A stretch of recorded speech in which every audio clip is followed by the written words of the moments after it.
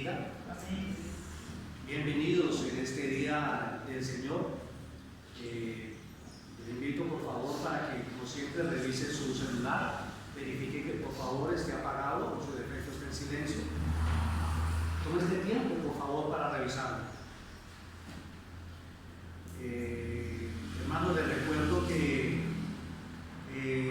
seguimos los miércoles teniendo nuestro estudio, nuestros servicios de oración, y seguimos estudiando nuestra confesión de fe, la confesión de fe de Londres de 1689, miércoles a las 7 de la noche.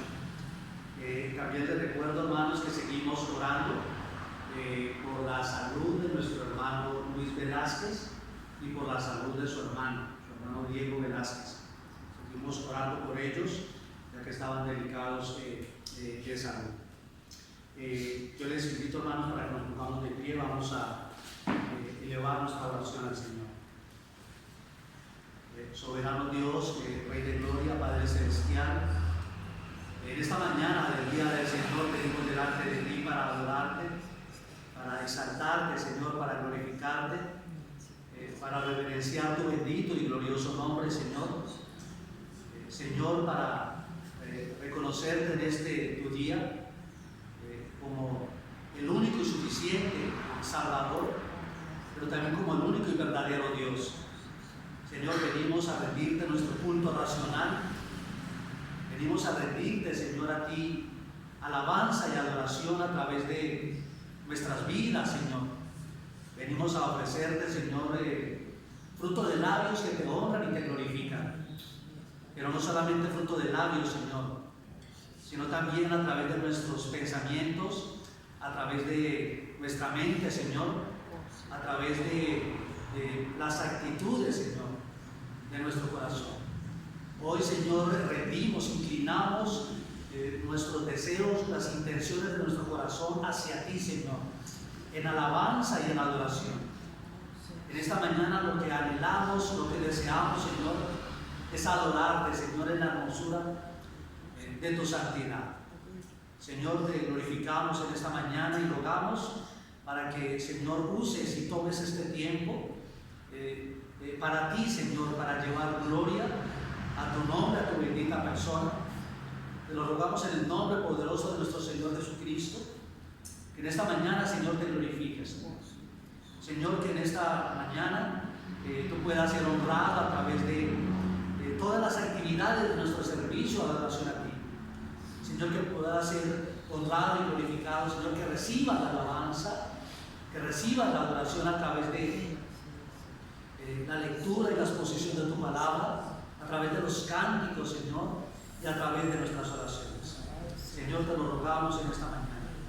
Rogamos por tu iglesia, Señor, a nivel mundial. Rogamos por tu iglesia universal, Señor, que en este día se reúne para adorarte. Señor, para que el Señor te glorifiques en medio de tu iglesia, Señor, de todo el mundo. Especialmente rogamos por nuestros hermanos en Ucrania, Señor. Señor, rogamos por tus hijos aquí en este país, Señor. Señor, para que tengas misericordia de ellos, para que tu gracia se manifieste, sea evidente sobre ellos, Señor, y para que, Señor, los guardes y los protejas.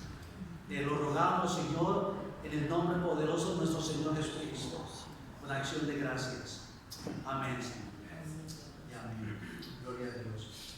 Yo le invito, hermanos, para que abra su Biblia en el libro del profeta Isaías, capítulo 40 de la palabra de Dios.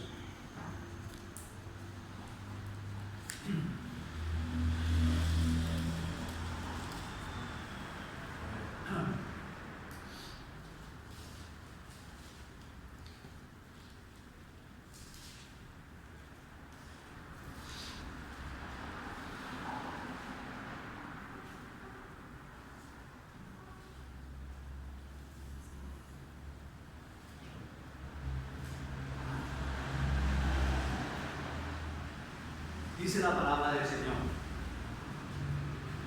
consolaos, consolaos, pueblo mío, dice vuestro Dios. Hablad al corazón de Jerusalén decirle a voces que su tiempo es ya cumplido, que su pecado es perdonado, que doble ha recibido de la mano de Jehová por todos sus pecados. Voz que clama en el desierto: preparad camino de Jehová, enderezad calzada en la soledad a nuestro Dios. Todo valle sea alzado, y bájese todo monte y collado, y lo torcido se enderece, y lo áspero se allane. Y se manifestará la gloria de Jehová, y toda carne juntamente la verá, porque la boca de Jehová ha hablado. Voz que decía: da voces. Y yo respondí: ¿qué tengo que decir a voces? Que toda carne es hierba, y toda su gloria como flor del campo. La hierba se seca, y la flor se marchita, porque el viento de Jehová sopló en ella. Ciertamente como hierba es el pueblo, sécase la hierba, marchítase la flor, mas las palabras del Dios nuestro permanecen para siempre. Súbete sobre un monte alto, anunciadora de Sión. Levanta fuertemente tu voz, anunciadora de Jerusalén. Levántala, no temas. Di a las ciudades de Judá: ved aquí al Dios vuestro. He aquí que Jehová el Señor vendrá con poder, y su brazo se señoreará. He aquí que su recompensa viene con él, y su paga delante de su rostro. Como pastora apacentará su rebaño. En su brazo llevará los corderos, y en su seno los llevará. Pastoreará suavemente a las recién paridas. Gloria al Señor por la lectura de su palabra. Hermanos, vamos a hablar al Señor con el himno número 438.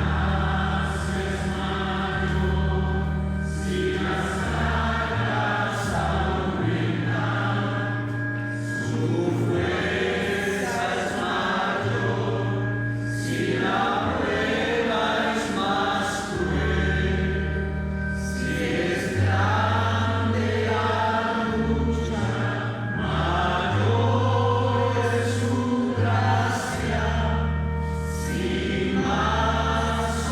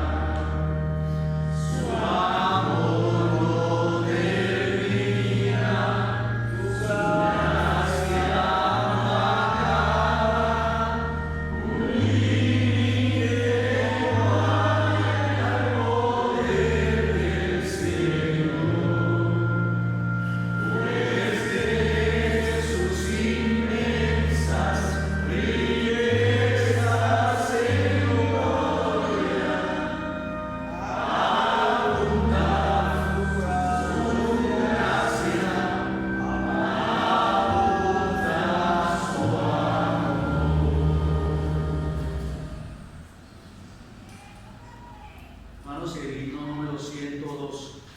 Canta, canta, alma mía.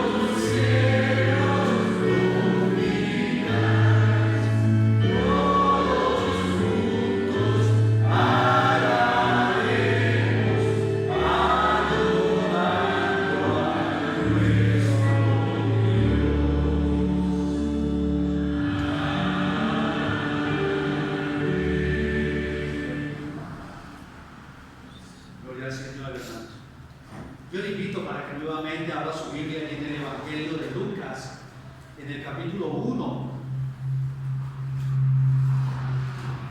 Lucas capítulo 1 a partir del versículo número 57.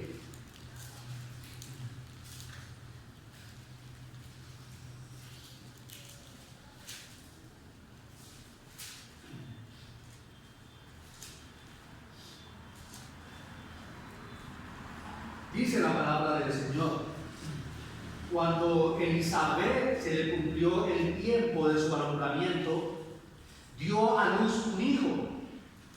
Y cuando oyeron los vecinos y los parientes que Dios había engrandecido para con ella su misericordia, se regocijaron con ella. Aconteció que al octavo día vinieron para circuncidar al niño, y le llamaban con el nombre de su padre, Zacarías.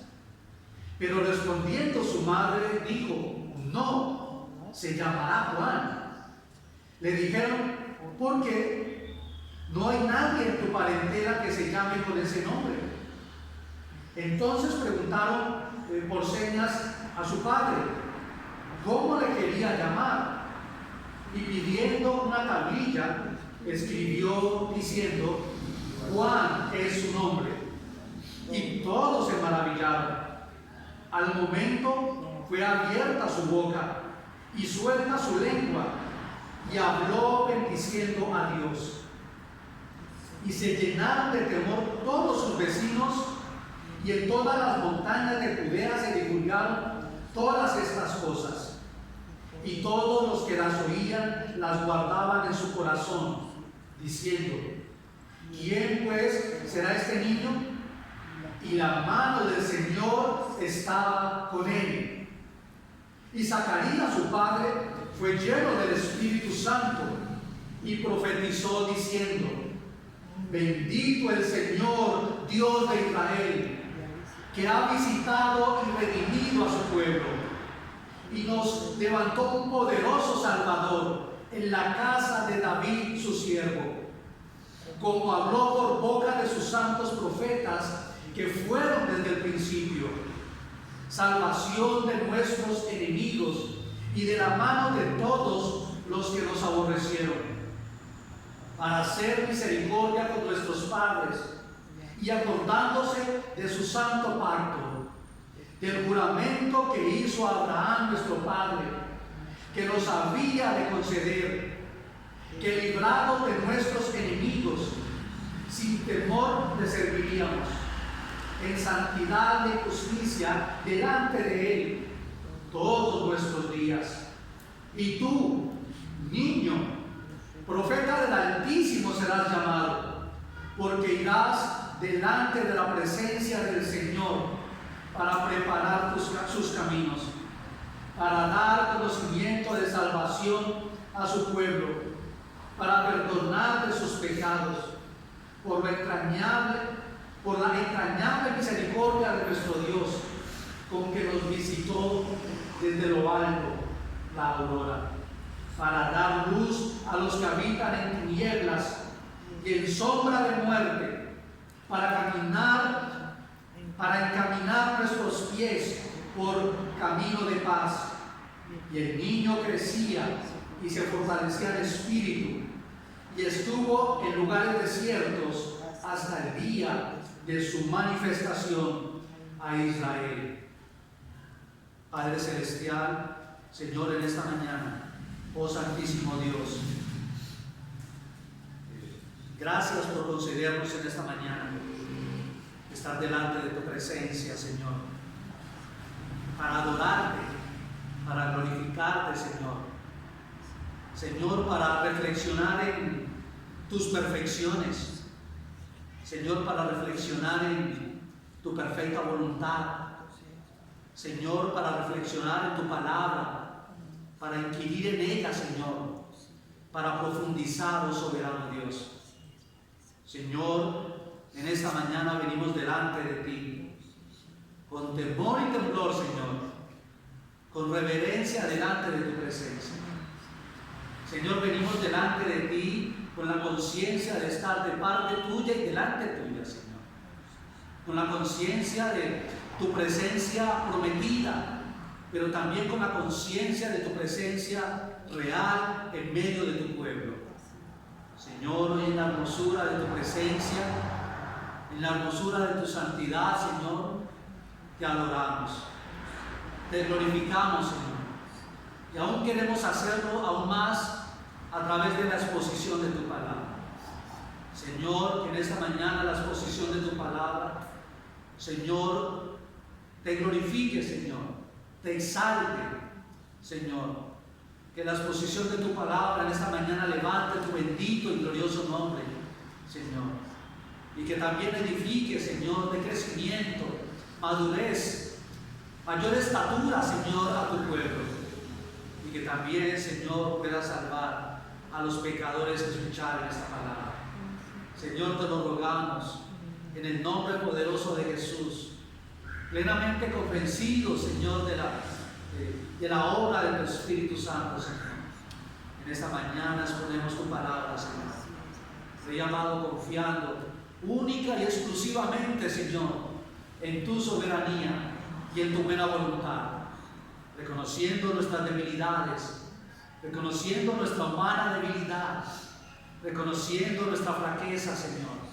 Señor, rogamos por la asistencia, por la dirección de tu Espíritu Santo, Señor. A ti toda la gloria, la alabanza y la adoración por los siglos de los siglos, Señor. En el nombre de Jesús. Amén, Señor. Y amén. Gloria a Dios, hermano. Puede tomar asiento. esta mañana continuamos con nuestra serie del Evangelio de Juan. Y yo le invito para que abra allí su Biblia del Evangelio de Juan. Y venimos viendo los primeros versículos. Recuerda, hermano, lo que hemos dicho. Los versículos del 1 al 18 son el prólogo del Evangelio. Y en él, en este prólogo, el apóstol Juan va a introducir los temas que va a tratar a lo largo de todo el Evangelio. En esta mañana nos corresponden los versículos del 6 al 8, pero vamos a leer los 18 versículos del prólogo, ¿sí? Que es el contexto inmediato de nuestro texto. Entonces dice Juan capítulo 1: en el principio era el verbo, y el verbo era con Dios, y el verbo era Dios. Este era en el principio con Dios. Todas las cosas por él fueron hechas, y sin él nada de lo que ha sido hecho fue hecho. En él estaba la vida, y la vida era la luz de los hombres. La luz en las tinieblas resplandece, y las tinieblas no prevalecieron contra ella. Hubo un hombre enviado de Dios, el cual se llamaba Juan. Este vino por testimonio, para que diese testimonio de la luz, a fin de que todos creyesen por él. No era en la luz, sino para que diese testimonio de la luz. Aquella luz verdadera que alumbra a todo hombre venía a este mundo. En el mundo estaba, y el mundo por él fue hecho, pero el mundo no le conoció. A lo suyo vino, y los suyos no le recibieron. Mas a todos los que le recibieron, a los que creen en su nombre, les dio potestad de ser hechos hijos de Dios, los cuales no son engendrados de sangre, ni de voluntad de carne, ni de voluntad de varón, sino de Dios. Y aquel verbo fue hecho carne, y habitó entre nosotros, y vimos su gloria, gloria como del unigénito del Padre, lleno de gracia y de verdad. Juan dio testimonio de él, y clamó diciendo: este es de quien yo decía, el que viene después de mí es antes de mí, porque era primero que yo, porque de su plenitud tomamos todos, y gracia sobre gracia. Pues la ley por medio de Moisés fue dada, pero la gracia y la verdad vinieron por medio de Jesucristo. A Dios nadie le dio jamás. El unigénito Hijo que está en el seno del Padre, Él le ha dado a conocer. Gloria al Señor. Los textos que nos corresponden esta mañana son del 6 al 8. Hubo un hombre enviado de Dios, el cual se llamaba Juan. Este vino por testimonio, para que diese testimonio de la luz, a fin de que todos creyesen por él. No era en la luz, sino para que diese testimonio de la luz. Gloria al Señor. Hermanos, en esta mañana les pido el favor de que estén muy atentos, de que estén muy concentrados en cuanto a la enseñanza de la palabra de Dios. Esto debido a que en el día de hoy, tanto el autor del Evangelio como el personaje, la persona de la cual nos habla la Escritura en esta mañana, ambos se llaman Juan. Yo voy a estar haciendo la diferencia entre el uno y el otro, entre Juan el apóstol y Juan el Bautista. Yo voy a estar haciendo la diferencia de acerca de a quién me estoy refiriendo. Pero hermano, usted debe estar atento por si en algún momento yo no hiciera la diferencia, usted pueda saber a qué nos estamos refiriendo y no se vaya a confundir. Ya el apóstol Juan nos presentó en los primeros 5 versículos la deidad y la gloria de nuestro Señor Jesucristo. Ya el apóstol Juan nos presentó la grandeza de nuestro Señor Jesucristo y lo hizo a través de los argumentos primeros 5 versículos del Evangelio de Juan. Ya el apóstol Juan nos presentó la eternidad del Verbo, la preexistencia de nuestro Señor Jesucristo. Ya nos dijo que la eternidad es un atributo divino. Y si la eternidad es un atributo divino, y si nuestro Señor Jesucristo es eterno, entonces nuestro Señor Jesucristo es Dios. Ya el apóstol Juan nos presentó también la deidad de nuestro Señor Jesucristo al presentarnos la naturaleza y la condición de la relación del Verbo, la relación de nuestro Señor Jesucristo con el Padre. Nos presentó y nos dijo que es una relación única y especial. Es una relación de profundo amor expresado del Hijo hacia el Padre y del Padre hacia el Hijo, en una relación que es de estar frente a frente. Ya el apóstol Pablo finalmente también nos dijo de una forma abierta, de una forma clara, llana, perspicua, que nuestro Señor Jesucristo es Dios. También el apóstol Juan nos presentó al Señor Jesucristo como el creador de todo y como el sustentador de todo lo que existe. En Él estaba la vida, dice el apóstol Juan, porque Él es la vida. El apóstol Juan, en un párrafo aparte, ahora nos presenta al precursor, al testigo, o mejor dicho, al testimonio mismo de nuestro Señor Jesucristo. Y recordemos, hermanos, que ya el apóstol Juan nos había adelantado acerca de esto. Hermanos, el testimonio es uno de los temas fundamentales en el Evangelio de Juan. De hecho, el tema del testimonio es importante y es trascendental no solamente en el Evangelio de Juan, sino a lo largo de toda la Biblia. Pero aquí en el Evangelio de Juan toma una importancia trascendental. El tema del testimonio, el tema de los testigos es importante en toda la Biblia, pero aquí en el Evangelio de Juan es fundamental para poder entender todo el Evangelio.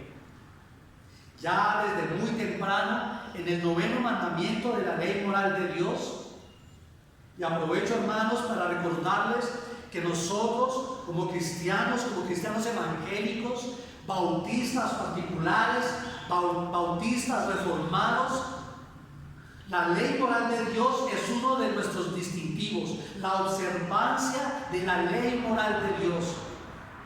Entendiendo que la ley en general, la ley de Moisés, fue expresada a través de 3 ámbitos o de 3 aspectos.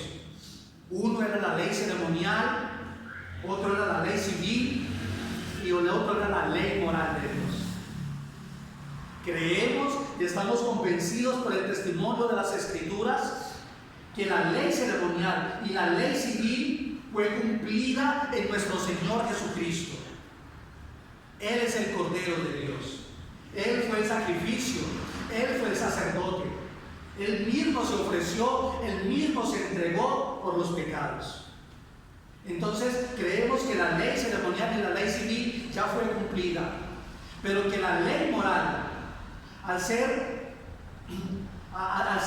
un aspecto que representa, que muestra la personalidad, el carácter de nuestro Dios, está permanente. La ley moral está vigente porque representa, porque expresa el carácter de Dios mismo. Por ejemplo, hoy estamos celebrando el Día del Señor. Estamos convencidos que al estar vigente la ley moral debemos observar un día para adorar al Señor. El pueblo de Israel en el Antiguo Testamento observó el día sábado. Pero la iglesia del Señor, vemos a la iglesia del Señor desde la iglesia primitiva reuniéndose el domingo para adorar al Señor, reuniéndose en el primer día de la semana para adorar al Señor y para recordar y para celebrar su resurrección. Pero ya desde muy temprano en la ley moral de Dios se nos decía, se nos hablaba Y Moisés nos prevenía acerca de no dar falso testimonio. No hablarás contra tu prójimo falso testimonio.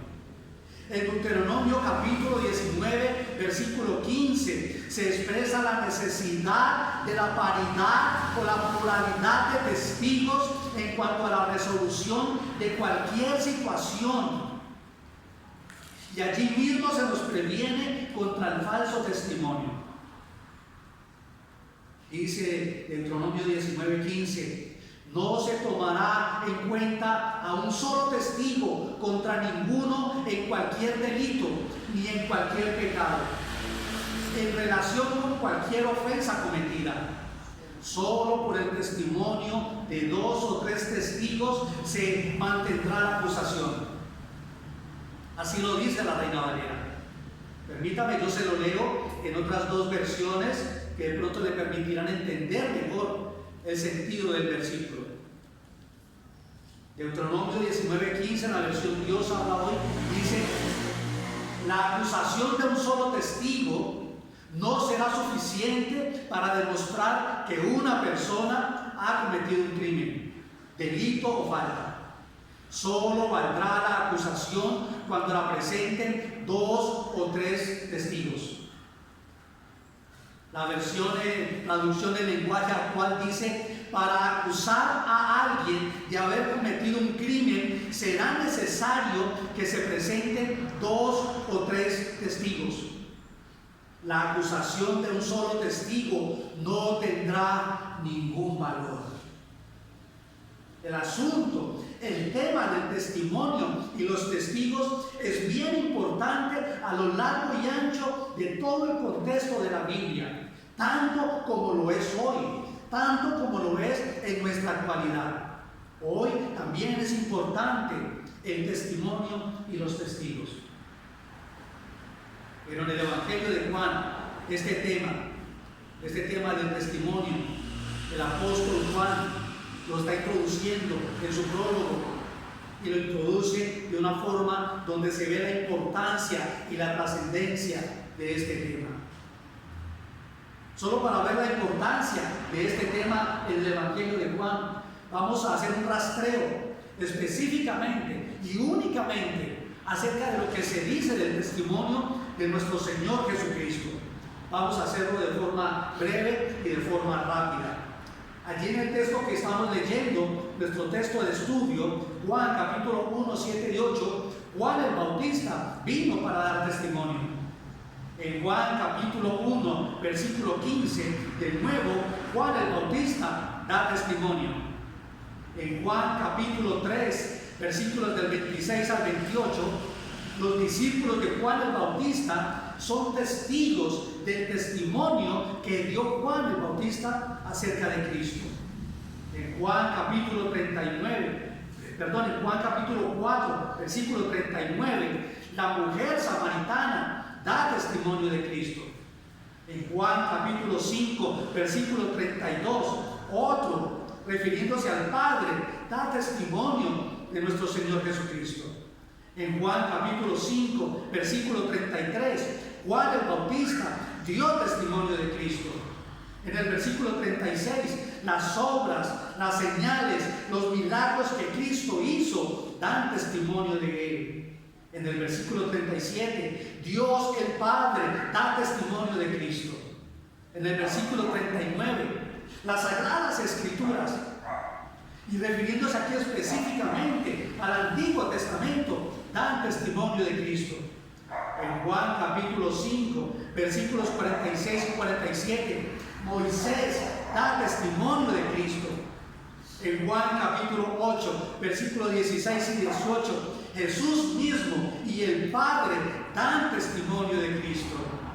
En Juan capítulo 9, versículos del 13 al 33, el ciego de nacimiento que fue sanado por Cristo da testimonio de Cristo. En Juan capítulo 10, versículo 25, de nuevo, las obras, las señales, los milagros que nuestro Señor Jesucristo hizo, ellos dan testimonio de Cristo. En Juan capítulo 12, versículo 17, la gente, las personas, la multitud, los judíos ríos dan testimonio de Cristo.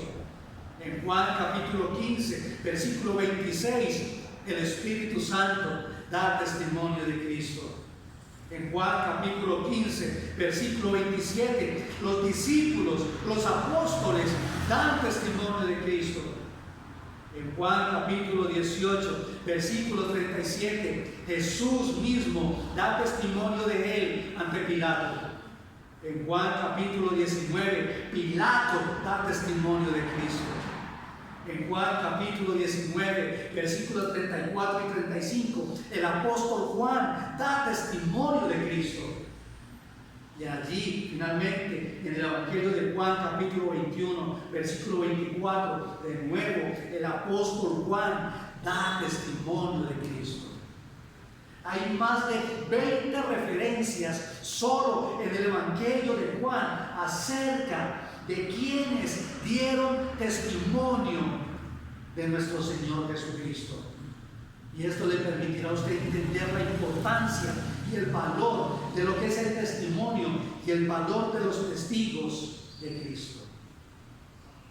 Y allí en el versículo 6, lo primero que nos dice el apóstol Juan es que hubo un hombre enviado de Dios, el cual se llamaba Juan. La primera expresión de este versículo contrasta con todo lo que el apóstol Juan nos ha venido diciendo, nos ha venido enseñando acerca de nuestro Señor Jesucristo hasta ahora. El apóstol Juan ha hecho un esfuerzo inmenso, un esfuerzo muy grande para mostrarnos por el testimonio de las mismas Escrituras que el Señor Jesucristo es Dios. Pero ahora, al referirse a Juan el Bautista, lo que recalca de él es la humanidad de Juan el Bautista. Juan el apóstol, al introducir el personaje, la imagen y la figura de Juan el Bautista, lo primero que nos dice es que él es un hombre. Es que él es un hombre, contrastándolo así con la divinidad de nuestro Señor Jesucristo. ¿Y por qué el apóstol Juan hace esto? ¿Por qué el apóstol Juan hace este contraste? Él lo hace en virtud de la confusión que había con respecto a la persona y a la figura de Juan el Bautista. A Juan el Bautista lo estaban confundiendo con el Mesías. Mire Juan capítulo 1, versículo 19. Este es el testimonio de Juan. Cuando los judíos enviaron de Jerusalén sacerdotes y levitas para que le preguntasen: ¿tú quién eres? Versículo 21. Y le preguntaron: ¿qué pues? ¿Eres tú Elías? Dijo: no soy. ¿Eres tú el profeta? Y respondió: no. Le dijeron: pues ¿quién eres? Para que demos respuesta a lo que nos enviaron. ¿Qué dices de ti mismo? Versículo 25. Y le preguntaron y le dijeron: ¿por qué pues bautizas si tú no eres el Cristo, ni Elías, ni el profeta?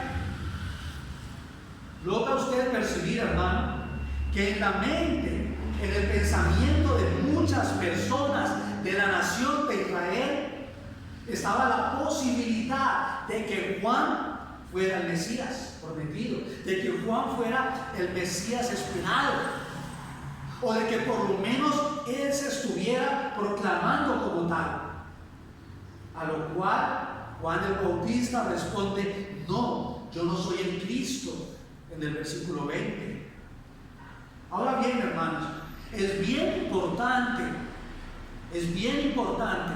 no solamente para nuestro sermón de hoy, sino para el estudio de aquí en adelante de todo el Evangelio de Juan, que entendamos la causa, que entendamos la razón de la confusión de la identidad de Juan el Bautista. ¿Por qué se da esta relación? ¿Por qué está relacionando con el Cristo a Juan el Bautista? ¿Por qué algunas personas de Israel, aún líderes de la nación, están pensando o hasta creen que Él es el Cristo? Y de hecho, esta es una de las razones tal vez por la que están concurriendo a él las multitudes. ¿Por qué lo están confundiendo? Para poder entender eso tenemos que mirar el contexto político, social y religioso que se vivía en este momento en la nación de Israel. Lucas nos permite ver un poco de ese contexto. En Lucas capítulo 3, versículos 1 y 2.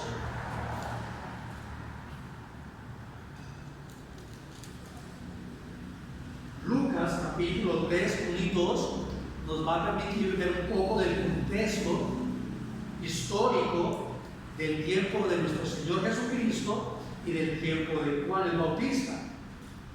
En el año 15 del imperio de Tiberio César, siendo gobernador de Judea Poncio Pilato, y Herodes, tetrarca de Galilea, y su hermano Felipe, tetrarca de Ituria y de la provincia de Traconite, y Lisanias, tetrarca de Abilinia, y siendo sumos sacerdotes Anás y Caifás, vino palabra de Dios a Juan, hijo de Zacarías, en el desierto. En este tiempo, Lucas, al ser un hombre de letras, al ser un hombre preparado intelectualmente, nos permite ver, nos permite comprender, nos permite ver un poco del contexto histórico del tiempo de nuestro Señor Jesucristo y del tiempo de Juan el Bautista. En cuanto a lo político y social, lo que nos permite ver Lucas es que los destinos de la nación de Israel en este tiempo estaban en manos del imperio romano. Y nos dice Lucas que el emperador romano en este momento era Tiberio César. Tiberio César dominó el imperio romano desde el año 14 hasta el año 37 después de Cristo. Tiberio César era un hombre, pero él era a la vez el general en jefe del ejército romano, un ejército de guerra conformado por más de 340,000 hombres. Tiberio César, al ser el emperador, también era el jefe del senado. Y él era el sumo sacerdote de la religión romana. Era una religión en la que existía el Estado. La religión romana era la única religión en la que existía el Estado. ¿Y en qué consistía la religión de Roma? Consistía en la deificación. Ellos divinizaban al emperador de turno. La máxima expresión de la religión romana eran las apoteosis del Estado en la persona del emperador. ¿Y qué es esto? Eran que se celebraban reuniones, eran unas reuniones de carácter religioso en las que los antiguos daban el estatus de Dios a los emperadores o a los héroes romanos. El pastor y teólogo y historiador judío convertido al cristianismo, Alfred Edersheim, nos dice que llegó a desarrollarse tanto esta práctica que pronto no solo los emperadores, sino las esposas, las concubinas, los hijos y cualquier persona y aún los objetos podían ser deificados, es decir, adquirían el estatus de Dios. Llegó a tal punto esta práctica que cualquier persona privada o particular, no solo los emperadores, cualquier persona podía llegar a alcanzar la distinción de Dios si sus familiares vivos tenían los suficientes recursos para hacerlo. Esa era la religión del imperio romano. El derecho absoluto y la propiedad privada no existía. Predominaba la ley del más fuerte, y el más fuerte era el imperio romano. Las relaciones sociales mostraban una corrupción cada vez más profunda. En ese tiempo la santidad del matrimonio había dejado de existir. La relajación de las normas y la inmoralidad reinante habían acarreado prácticamente el fin del matrimonio al interior del Imperio Romano. El aborto y el abandono y el exterminio de los niños recién nacidos era muy común en aquel tiempo y era bien tolerado. Los vicios antinaturales que se practicaban alcanzaban proporciones indescriptibles. Lo que quedaba de la vieja estirpe de Roma estaba decayendo rápidamente por causa de la corrupción del Estado, sí, pero principalmente por el progresivo desmoronamiento de los matrimonios y las familias. Las incalificables abominaciones que se daban en la vida de la familia romana habían llevado al detrimento de la sociedad romana. En ese contexto, Herodes Antipas era el gobernador de las regiones donde tenían influencia los ministerios de nuestro Señor Jesucristo y Juan el Bautista. Herodes Antipas gobernó sobre Galilea y Perea durante 43 años. Él gobernó desde el año 4 antes de Cristo hasta el año 39 después de Cristo. Él gobernó durante todo este tiempo. En este tiempo predominaban los fariseos en Israel. El ámbito religioso en Israel estaba predominado por ese grupo religioso caracterizado por una estricta observancia de la ley. El nombre fariseo significa los santos o los apartados, los separados. Ellos se consideraban la verdadera comunidad de Israel. Eran gente muy religiosa. Y en el Nuevo Testamento los fariseos son presentados como hipócritas. Los fariseos se preocupaban mucho por cumplir todas las leyes tradicionales religiosas. Pero también se preocupaban ellos porque las demás personas, porque los otros las cumplieran. Para ellos, para los fariseos, lo más importante en su relación con Dios era la ley religiosa. Para ellos, la ley era el verdadero tesoro de Israel. Era igual o más importante que el mismo templo. Esos eran los fariseos.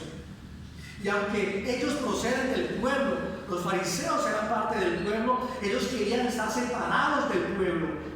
Porque ellos consideraban que el pueblo era demasiado ignorante para obedecer la ley.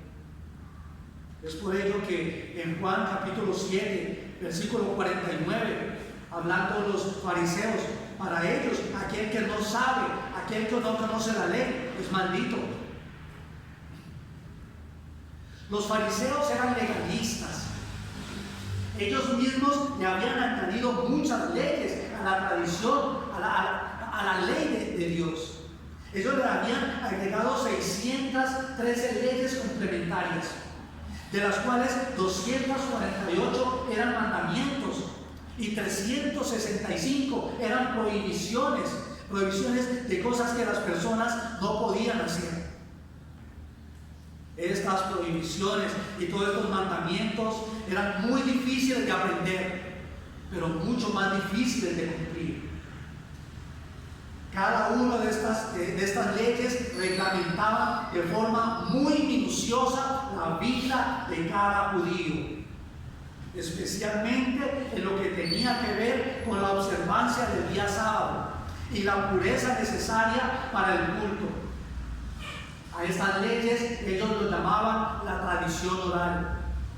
Y aunque estas habían sido inventadas por ellos, para ellos esa tradición oral tenía tanto o más valor que la misma ley expresada en la palabra de Dios.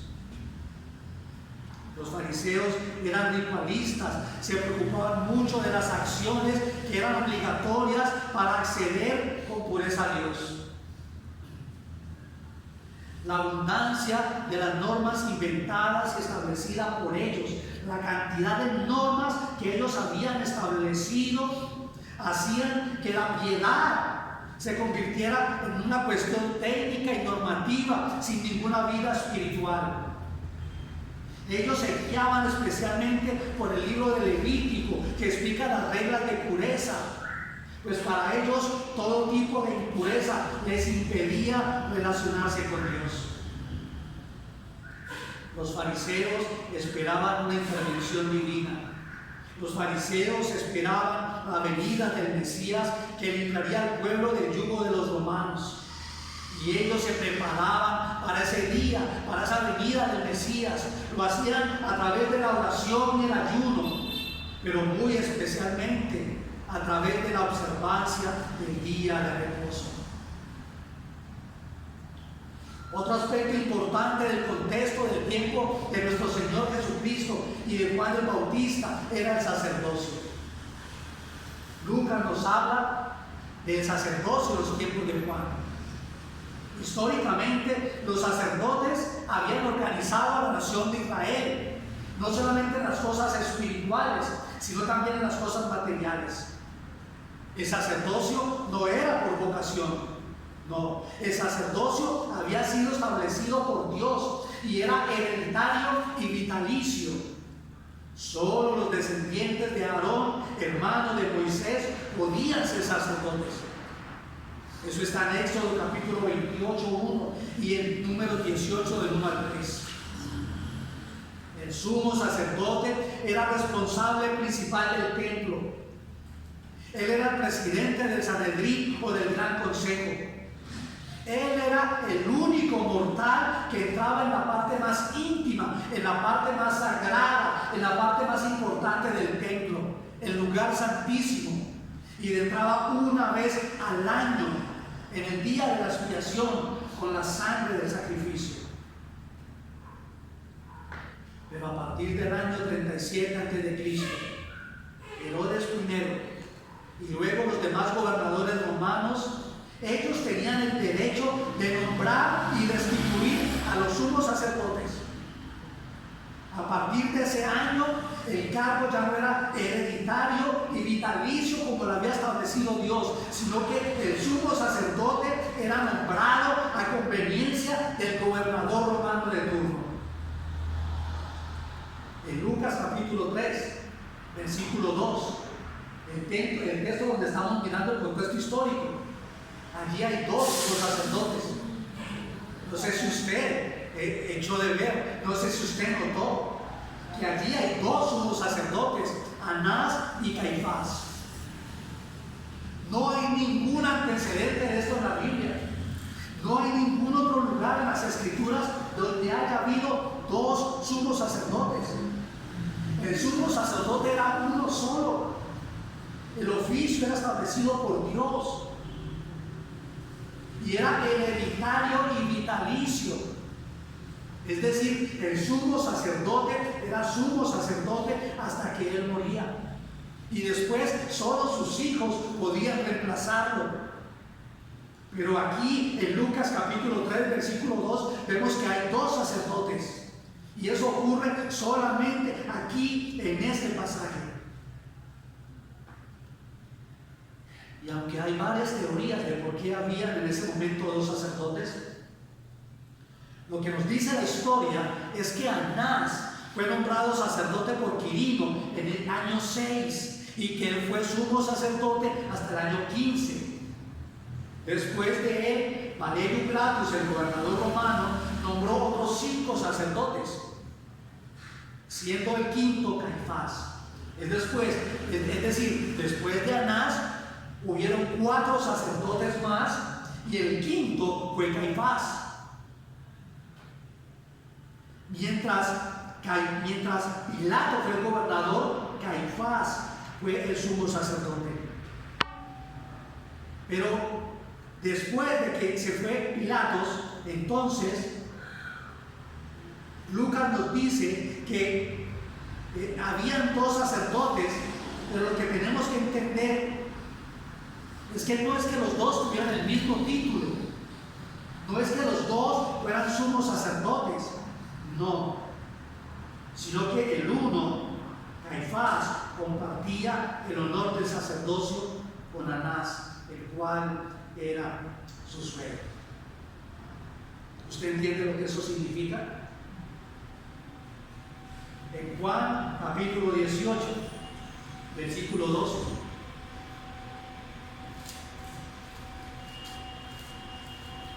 Mira lo que ocurre en Juan capítulo 18, versículo 12. Allí en su Biblia tal vez hay un título. Los títulos no son inspirados, pero nos ayudan a entender de qué nos va a tratar el versículo, ese texto de las Sagradas Escrituras. Y el título allí dice: Jesús ante el sumo sacerdote. Versículo 12. Entonces la compañía de soldados, el tribuno y los alguaciles de los judíos prendieron a Jesús y le ataron. Y le llevaron primeramente a Anás, porque era suegro de Caifás, quien era sumo sacerdote aquel año. ¿Usted nota lo que dice el texto? Primero llevan a Jesús a Anás, porque era el suegro de Caifás, pero el sumo sacerdote era Caifás. La idea que transmite el texto es que como que había una alternancia de las funciones sacerdotales, o por lo menos los dos eran como considerados sumos sacerdotes. Mira el versículo 22 de Juan 18. Cuando Jesús hubo dicho esto, Jesús está ante Anás. Cuando Jesús hubo dicho esto, uno de los alguaciles que estaba allí le dio una bofetada diciendo: ¿así respondes al sumo sacerdote? Jesús le respondió: si bien he hablado, si he hablado mal, testifica en qué está el mal. Y si bien, ¿por qué me golpeas? Anás entonces le envió atado a Caifás, el sumo sacerdote. ¿Cómo así? Tenían una confusión en cuanto a quién era el sumo sacerdote, o como que los dos son tenidos como sumos sacerdotes. Lo que nos enseña, lo que nos permite entender esto, es que el santo oficio del sacerdocio establecido por Dios, el santo oficio del sacerdocio estaba siendo ejercido simplemente como si fuera un cargo público o un cargo burocrático. Un tiempo lo hacía uno, un tiempo lo hacía el otro, o unas funciones las hacía el uno y otras funciones las hacía el otro. La narrativa de Luz indica acerca de esto que en tal estado de problemas y confusión, que aunque no había más de una persona que fuera en realidad el sumo sacerdote, la ambición y la tiranía destrozaron el sagrado oficio del sacerdocio. Matthew Henry, al comentar esto, dice que el carácter de los sumos sacerdotes durante este periodo es descrito en el Talmud en palabras terribles. ¿Logra usted ver cómo estaba Israel en el tiempo en que empieza el ministerio de Juan el Bautista, el ministerio de nuestro Señor Jesucristo? El templo, otro aspecto importante de Israel. Porque si lo más importante para Israel como nación era su religión, el templo era el lugar de la presencia de Dios. El templo era el centro del poder religioso. Funcionaba como el centro espiritual del antiguo Israel. Era el único templo que había en la nación de Israel. Por tanto, era el único lugar de adoración. Era el único lugar, el único templo para rendir culto de adoración que tenían los judíos. El culto era celebrado a diario. El culto era celebrado en la mañana y en la tarde. Y además se celebraban cultos especiales, cultos extraordinarios en las sagradas fiestas, en las fiestas más importantes de Israel, como la Pascua, la fiesta de las primicias y la fiesta de los tabernáculos. A estas fiestas era obligatoria la asistencia para todo judío mayor de 13 años, aunque aquellos que vivían muy lejos solo asistían para la Pascua. Allí la corrupción es decir, al templo, también la corrupción había llegado. Allí también se ve la ambición y la codicia de las riquezas. Allí la corrupción también había hecho mella en este tiempo. En Juan capítulo 2 vemos a nuestro Señor Jesucristo purificando el templo. Juan capítulo 2 versículo 13. Estaba cerca la Pascua de los judíos y subió Jesús a Jerusalén. Y halló en el templo a los que vendían bueyes, ovejas y palomas, y a los campistas allí sentados. Y haciendo un azote de cuerdas, echó fuera del templo a todos, y las ovejas y los bueyes, y esparció las monedas de los campistas, y volcó las mesas. Y dijo a los que vendían palomas: quitad de aquí esto, y no hagáis de la casa de mi padre casa de mercado. ¿Qué es lo que está pasando allí? ¿Qué es lo que está haciendo nuestro Señor Jesucristo? ¿Por qué está sacando a los vendedores de animales y a aquellos que cambiaban divisas? No es que esta acción, no es que este negocio estuviera mal. De hecho, era legal y de hecho era necesario que esto ocurriera. Para una fiesta como la Pascua, venían judíos de diferentes lugares del mundo y ellos venían a rendir culto a Dios, pero también venían a presentar sacrificios por sus pecados. Era muy difícil que ellos trajeran sus sacrificios desde lugares tan remotos. Tal vez se iban a morir, tal vez no llegarían los animales para los sacrificios. Entonces era más práctico que ellos se desplazaban y cuando llegaban a Jerusalén, ellos allí podían comprar los animales que iban a ser sacrificados, es decir, los bueyes, los corderos, las palominas o los tórtolos. Eso ellos podían comprarlo en Jerusalén. Entonces era necesario para estas fiestas que hubieran estas personas vendiendo los animales. También se hacía necesario que estuvieran aquellas personas que cambiaban las monedas, que cambiaban las divisas. Porque no todo dinero, no toda moneda era aceptado en el templo. No con cualquier moneda podía relacionarse comercialmente en el templo. Habían monedas que tenían las inscripciones o las imágenes de emperadores que no eran aceptados en el templo. Entonces se hacía necesario que hubieran unos hombres para que cambiaran estas monedas, para que cambiaran estas divisas. Era legal y era necesario que esto se hiciera. Pero entonces, ¿qué es lo que pasa? ¿Por qué esta actitud de nuestro Señor Jesucristo?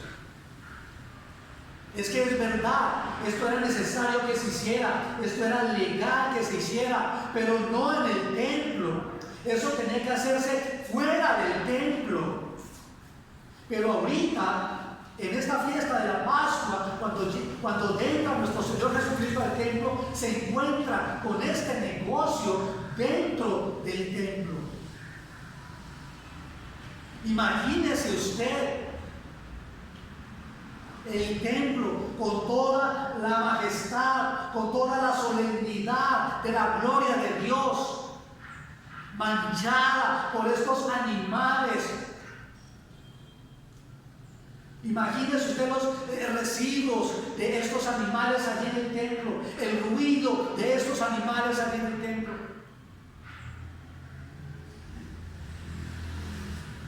Pero también nuestro Señor Jesucristo está sacando a los vendedores y a los cambistas, porque es que ellos se habían posesionado de un lugar especial, un lugar que para los judíos era insignificante, un lugar al cual ellos ya no le daban importancia. Ese lugar era el atrio o el patio de los gentiles. Sí, el templo fue construido para que la nación de Israel, para que el pueblo de Israel rindiera culto a Dios, para que presentara los sacrificios ellos a Dios. Pero recuerde usted que fue Dios el que dio todas las medidas y los requerimientos para el templo. Y en el templo Dios había determinado un lugar específico para que los gentiles, para que aquellos que no eran pueblo de Dios, para que aquellos que no pertenecían a la nación escogida de Israel, ellos también podían venir al templo a levantar oración, a levantar sus plegarias y a rendir adoración a Dios. Pero ahora allí, en ese lugar donde los gentiles debían venir, donde los gentiles podían entrar a levantar oración y a levantar plegaria y a rendir culto a Dios, ahora allí están los animales, están las ovejas, están los bueyes, las palomas y están los cambistas de monedas. Y ahora a esto es lo que hace nuestro Señor Jesucristo al sacar a toda esta gente, a todos estos que estaban allí. Y note usted la expresión de nuestro Señor Jesucristo: no hagáis de la casa de mi Padre una casa de mercado. Nos enseña nuestro Señor Jesucristo acerca de la reverencia, acerca del respeto que usted debe tener a la hora de rendir culto a Dios. Hermanos, la reverencia, el respeto, la devoción con que tú estás a la hora del servicio y del culto de adoración a Dios demuestra quién es Dios para ti.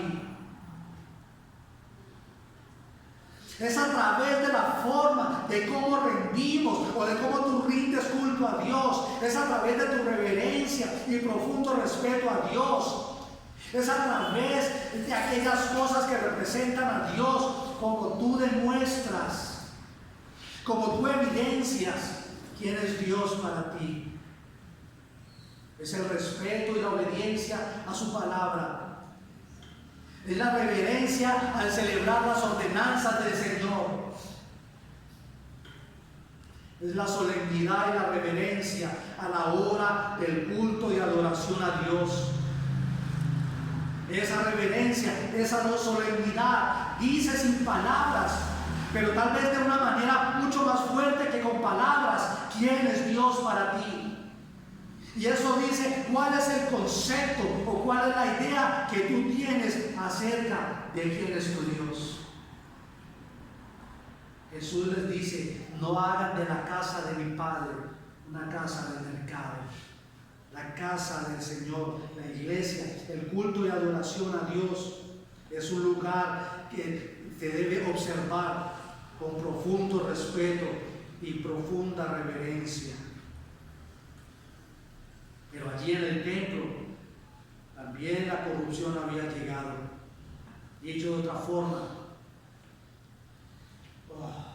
en la manera en que usted y yo damos culto a Dios, demostramos en nuestras propias vidas, a nivel personal y en la vida corporativa de la iglesia, quién es Dios para nosotros.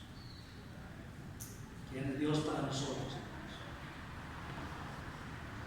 Es en este contexto, en todo lo que hemos visto, en medio de esta corrupción política, social, de la familia, religiosa, moral, es en medio de todo ese contexto, es en medio de todo ese caos, en medio de todo esto que está ocurriendo, que Lucas nos dice: vino palabra de Dios a Juan, hijo de Zacarías, en el desierto.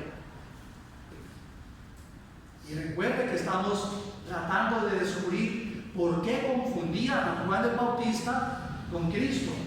No se le olvide. Estamos tratando de ver por qué confundían a Juan el Bautista con el Mesías. Y es que en medio de ese contexto, en medio de todo esto que estaba pasando, Israel estaba a la expectativa acerca del Mesías. Las profecías del Antiguo Testamento marcaban que era el tiempo ya. Y esto generó mucha expectativa en cuanto a Juan el Bautista. Por esto muchos en Israel pensaban, o por lo menos tenían la duda en cuanto a si Juan era el Mesías esperado o no. Por tanto, en el mundo romano como en Palestina, los tiempos se habían cumplido. Pero se habían cumplido en el sentido de que si alguna cosa se podía llegar a ser tan mala, ya había llegado aquí. Ya no había la posibilidad de que si algo fuera malo, ya no podía ser más malo. Ya no había oportunidad, ya la maldad había como que había llegado a su culmen, a su máxima expresión. Un comentarista dice que en un momento de estos, de profunda necesidad, todo lo que el mundo antiguo podía haber llegado a ser malo, había llegado a su máxima expresión. En lo que se refería a la política, la religión, la sociedad, la familia y el matrimonio, había llegado al límite máximo de maldad. El comentarista dice que una combinación así de desastres políticos, religiosos, sin duda constituía un periodo de extrema necesidad para Israel. Con todo, nadie hizo ningún intento por parte del pueblo para enderezar las cosas por la fuerza. Es en estas circunstancias de todo lo que hemos hablado que el grito de Juan el Bautista, es en estas circunstancias que la voz de Juan el Bautista proclamando que el reino de Dios estaba entre ellos, es en medio de estas circunstancias que la llamada a que se prepararan para este reino a través de un profundo y genuino arrepentimiento tiene que haber repercutido por toda la nación de Israel y haber inquietado hasta el más descuidado de los judíos. Sí, en estas circunstancias el apóstol Juan nos dice que hubo un hombre enviado de Dios, el cual se llamaba Juan.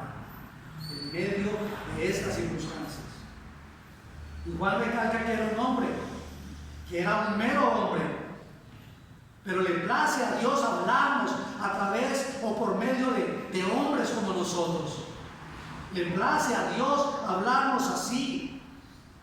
La Escritura dice que Dios, habiendo hablado muchas veces y de muchas maneras en otro tiempo a los padres por los profetas, en estos postreros días nos ha hablado por el Hijo, a quien constituyó heredero de todo y por quien asimismo hizo el universo. Juan no solamente era un hombre, sino que era un hombre enviado de Dios. Era un hombre enviado por Dios. La llegada de Juan el Bautista había sido profetizada desde el Antiguo Testamento como el precursor de nuestro Señor Jesucristo. Malaquías capítulo 4, versículos 5 y 6, cierra el Antiguo Testamento diciendo: he aquí, yo os envío el profeta Elías, antes que venga el día de Jehová, grande, terrible. Él hará volver el corazón de los padres hacia los hijos y el corazón de los hijos hacia los padres, no sea que venga yo y hiera la tierra con maldición. Hablando acerca de la familia, hablando acerca de la relación de los padres y los hijos, el contexto en que estaba el apóstol Juan, nuestro Señor Jesucristo, y Juan el Bautista. En Malaquías capítulo 2, versículo 17 dice: habéis hecho cansar a Jehová con vuestras palabras y decís: ¿en qué le hemos cansado? En que decís: cualquiera que hace mal agrada a Jehová, y en los tales se complace. O si no, ¿dónde está el Dios de justicia? He aquí, dice el Señor, yo envío mi mensajero, el cual preparará el camino delante de mí, y vendrá súbitamente a su templo el Señor, a quien vosotros buscáis, y el ángel del pacto, a quien deseáis vosotros. He aquí viene, ha dicho Jehová de los ejércitos. ¿Y quién podrá soportar el tiempo de su venida? ¿O quién podrá estar en pie cuando Él se manifieste?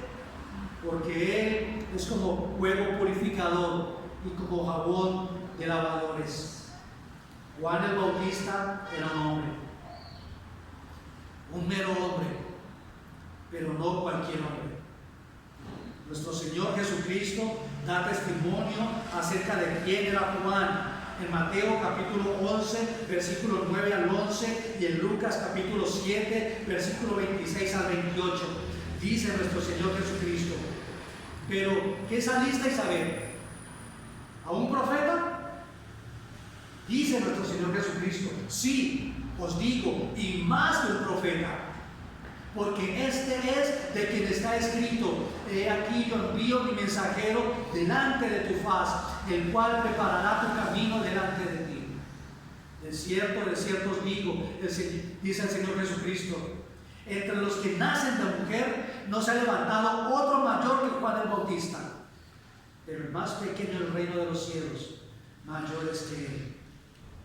El Antiguo Testamento cierra con la profecía, con el anuncio de la llegada de Juan el Bautista.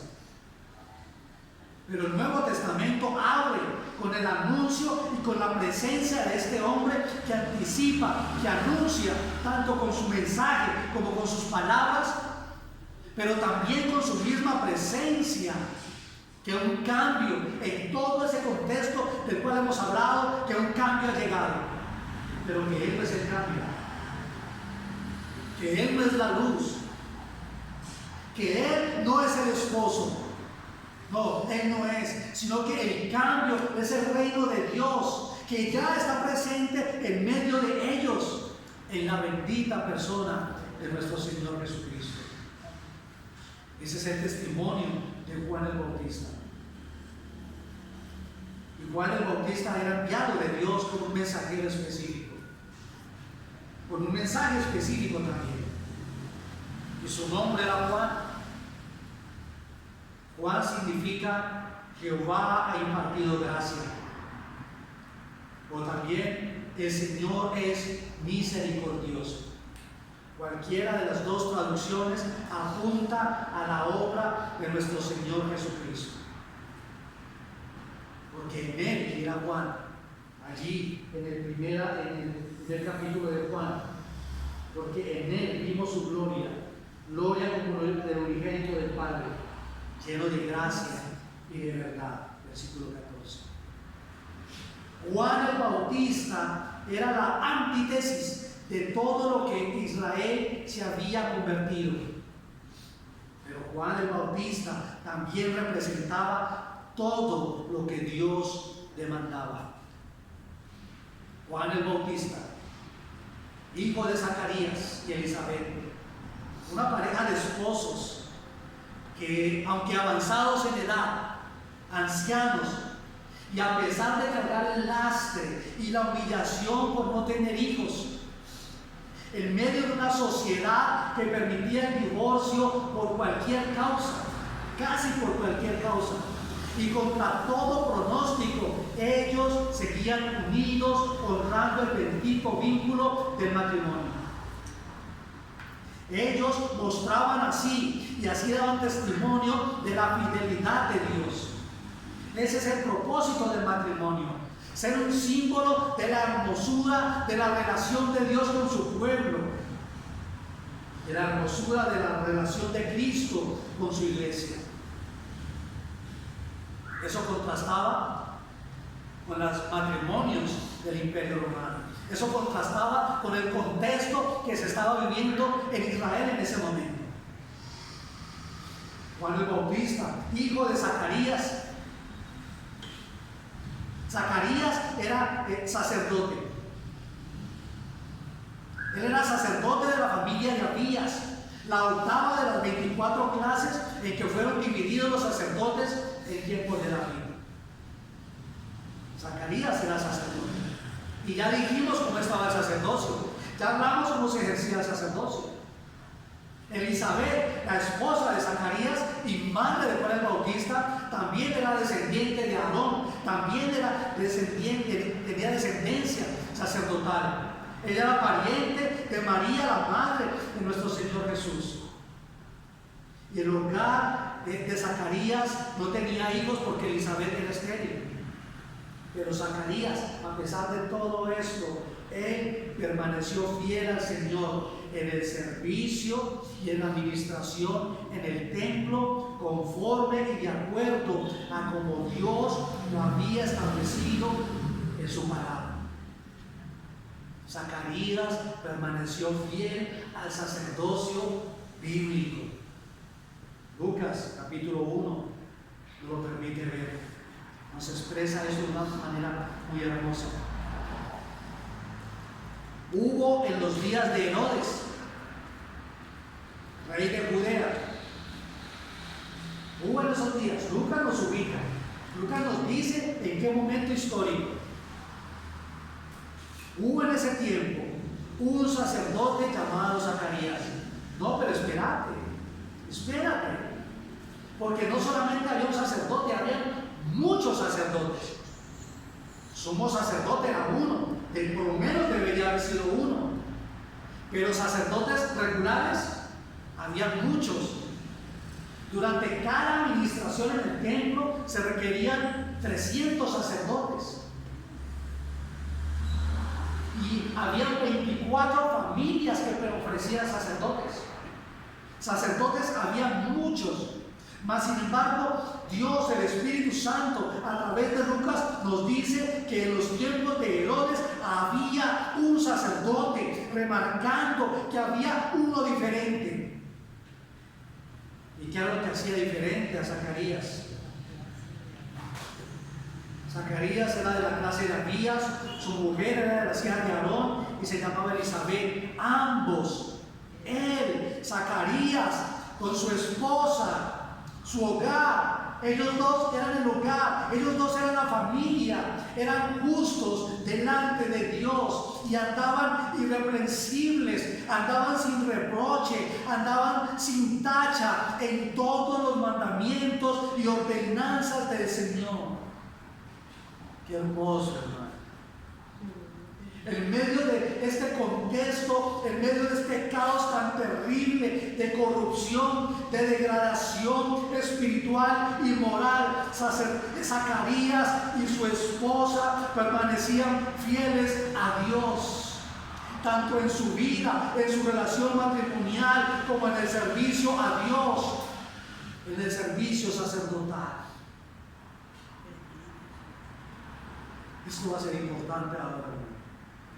Porque entienda usted, hermano, que la Escritura dice en el versículo 7 que hablando de Juan el Bautista, vino por testimonio, para que diese testimonio de la luz, a fin de que todos creyesen por él.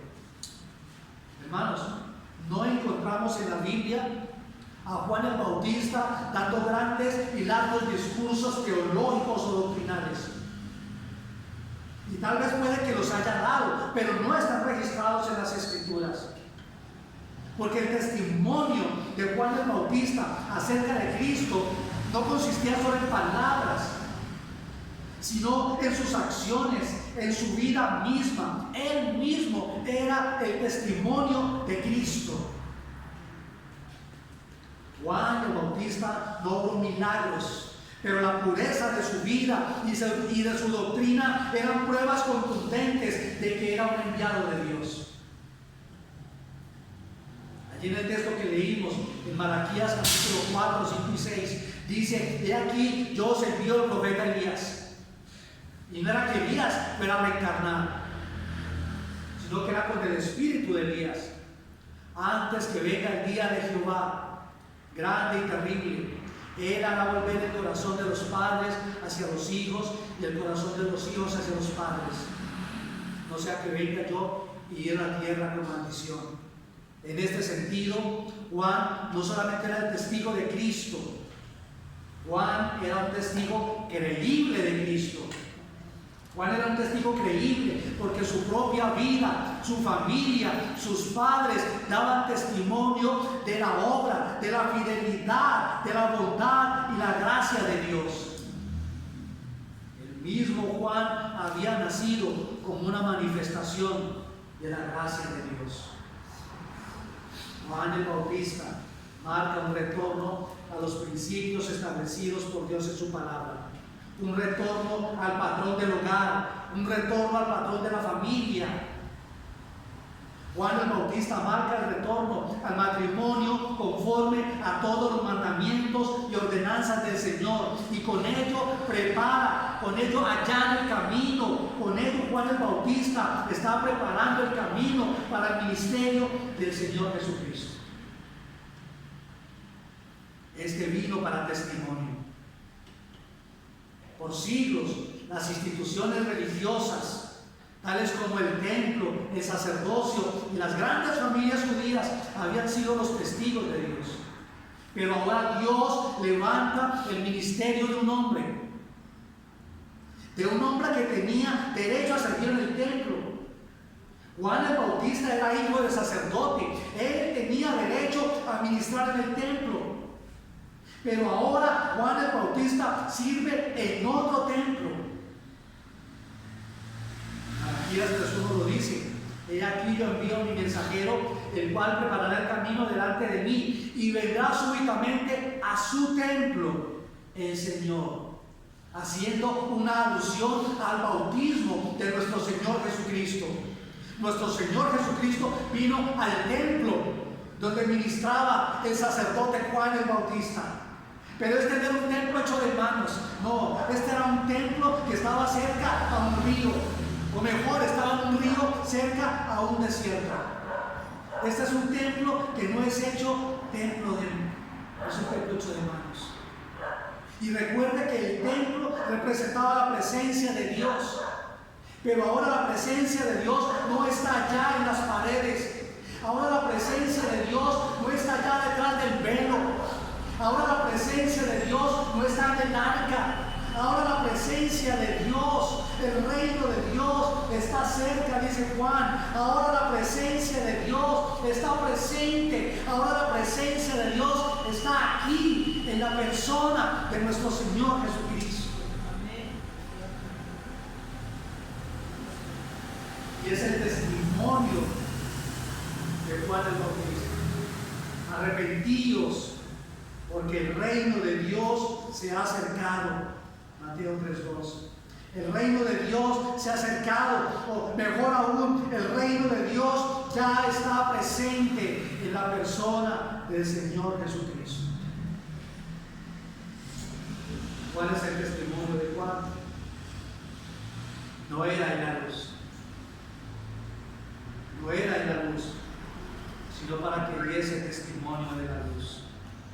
El objeto del ministerio de Juan era para dar testimonio de la luz, pero el propósito era para que todos creyesen por él, es decir, por medio de su predicación.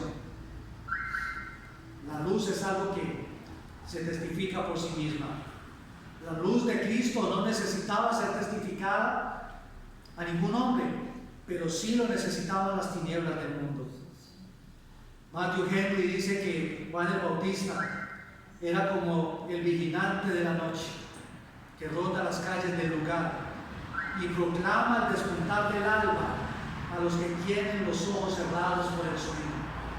Juan el Bautista era el que debía despertar a todos aquellos que estaban en aquel tiempo para decirles que ya había llegado la aurora, que había llegado la mañana. La misión de Juan no era que creyeran en él, sino que creyeran en Cristo por medio de él. Juan dio al pueblo no para que pusieran su confianza, su fe en él, sino para que pusieran sus ojos en Cristo. El apóstol Juan nos advierte para que no confundamos a Juan el Bautista con el Cristo, para que no lo confundamos con el Mesías, como lo estaban haciendo muchas personas en aquel tiempo. No era en la luz, sino para dar testimonio de la luz. Siempre que el apóstol Juan exalta a Juan el Bautista, exalta mucho más a Cristo. Juan el Bautista era una estrella, como la que guió a los Reyes Magos hasta nuestro Señor Jesucristo. Juan era una estrella, pero no era el sol. Juan era grande como profeta del Altísimo, Pero Juan no era el Altísimo. Juan es testigo fiel y el testigo de Cristo, pero también es testimonio. Juan es un testimonio para los ministros de Cristo, de que no deben atraer a las almas de los fieles hacia sí.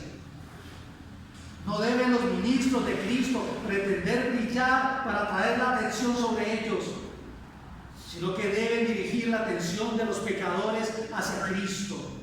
Él es el Salvador, Cristo es la luz. Siempre será de gran bendición los ministros que saben brillar solo por la gloria del Señor y no para su propia gloria. Finalizamos, hermanos, el estudio de esta porción de las Escrituras con una breve aplicación. Hermanos, nuestra sociedad actual, hoy, no es diferente. El contexto político, social y religioso no es muy diferente al contexto social, político, espiritual y religioso de Juan el Bautista y de nuestro Señor Jesucristo. El Estado hoy está corrupto a más no poderse. Aún la misma iglesia que se dice cristiana no está cumpliendo con su función de guiar al pueblo a Dios. Los mismos líderes de la iglesia están enfocados en su ambición de poder y riquezas. El matrimonio cada vez está más deteriorado y desacreditado, y cada vez más es más fácil desintegrar los matrimonios y cada vez es más fácil divorciarse. Hoy en nuestra sociedad actual, hoy en este día del Señor, tienen más derechos los animales que los niños no nacidos. Es una realidad. Hoy vale más la vida de un cachorro que la vida de un bebé. Es por ello que hoy más que nunca tiene actualidad el testimonio de Juan el Bautista. Y no solo actualidad, sino que tiene fuerza y vigor y mucha validez. Hoy más que nunca tiene fuerza el testimonio de Juan el Bautista. Arrepentidos porque el reino de Dios ha llegado. Arrepentidos porque el reino de Dios está presente. Arrepentidos porque el reino de Dios es Cristo, que derramó su sangre, que entregó su vida para rescatar a los pecadores y perdidos. Amigo, ven a Cristo, rogándole que te conceda arrepentimiento de tus pecados y fe en Cristo para salvación. Ven a Él, no esperes más. Oremos, Señor. Soberano Dios, Rey de Gloria, en esta mañana gracias por la exposición de tu palabra. Señor, gracias por concedernos el estudio y reflexión de tu palabra. Señor, te bendecimos y adoramos y rogamos en esta mañana que tu palabra, Señor, la cual es eficaz y eficiente, Señor, penetre como espada, Señor, en nuestras mentes y en nuestros corazones, Señor, y cumpla el propósito por el cual tú las enviaste. Redarbúyenos, Señor, confróntanos con nuestro pecado, ayúdanos y enséñanos por tu Espíritu Santo a mortificar nuestro pecado. Redarguye y convence de pecado al pecador. Señor, y glorifícate en medio de tu palabra. Te lo rogamos, Señor, y te damos gracias en el nombre de nuestro Señor Jesucristo. Amén, Señor. Y amén. Gloria a Dios. Gloria a Dios.